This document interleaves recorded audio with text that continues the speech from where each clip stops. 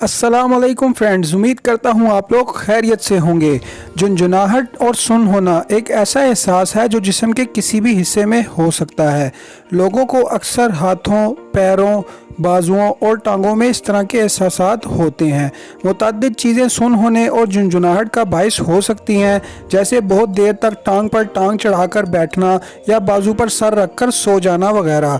अगर सुन होने और झुनझुनाहट का एहसास बरकरार रहे और इसकी कोई वाज़ेह वजह समझ ना आए तो ये किसी मर्ज़ या इंजरी की अलामत हो सकती है और इसकी तशख़ीस के मुताबिक इसका इलाज होता है।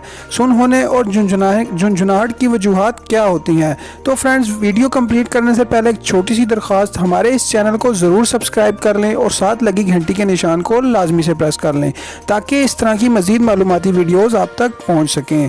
सुन होने और झुनझुनाहट की वजूहात मुतअद्दिद अनासर की वजह से होती है, जैसे रोज़मर्रा के काम भी इसका बाइस बन सकते हैं, जैसे एक ही पोजीशन में देर तक बैठे रहना या खड़े रहना, टांग पर टांग रखकर बैठना या बाजू पर सर रखकर सो जाना।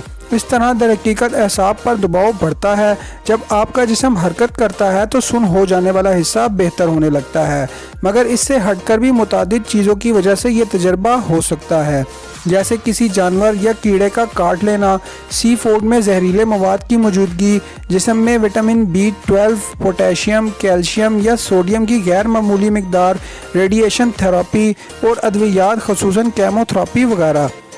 कई बार गर्दन में एसाब की इंजरी या रीढ़ की हड्डी में चोट के नतीजे में भी इस तरह के एहसासात हो सकते हैं। खून के शरियानों का फैल जाना, इन्फेक्शन, एसाब पर दबाव डालने वाली रसोली, कार्पल टनल सिंड्रोम वगैरह भी चंद आम वजूहात में शामिल हैं। रीढ़ की हड्डी या दिमाग की सूजन से भी एसाब पर दबाव बढ़ता है, या जल्द पर खारिश, वरम या ज़ख़म से भी मुख्तलिफ अज़ा में सुन होने और झुनझुनाहट का एहसास हो सकता है। कुछ अमराज में भी सुन होने या झुनझुनाहट बतौर अलामत सामने आती हैं, जैसे ज़ियाबतीस, न्यूरोथेरापी, आधे सर का दर्द वगैरह। हर एक को कभी न कभी अज़ा के सुन होने, झुनझुनाहट, सुइयाँ चुभने या जलन जैसे एहसासात होते हैं, मगर चंद मिनट में ख़त्म भी हो जाते हैं। ताहम अगर बगैर किसी वजह के सुन होने, सुइयाँ चुभने, झुनझुनाहट, सर चकराने या खारिश वगैरह का सामना हो तो डॉक्टर से रुजू कर लेना बेहतर है। अगर चलते हुए टांगों में ये अलामात ज़्यादा बदतर हो जाएं या मामूल से ज़्यादा पेशाब आने लगे तो डॉक्टर को ज़रूर आगाह करें। कुछ मामलात में फ़ौरी तौर पर तिब्बी इमदाद हासिल करनी चाहिए, जैसे कमर, गर्दन या सर पर इंजरी, चलने फिरने से माजूरी, होश खो देना चाहे बहुत वक्त के लिए ही हो, उलझन का एहसास या सोचने में मुश्किल, बोलने में मुश्किल, बिनाई के मसाइल, कमज़ोरी या शदीद सर का दर्द, एहसासात और पेशाब या पखाने पर कंट्रोल खो देना। इस तरह की बीमारियों की सूरत में डॉक्टर से फौरी तौर पर रुजू कर लेना चाहिए।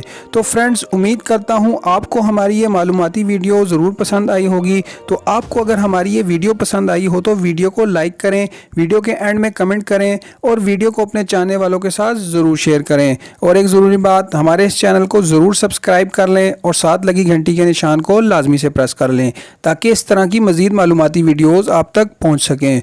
वीडियो देखने का बहुत बहुत शुक्रिया। अल्लाह हाफिज़।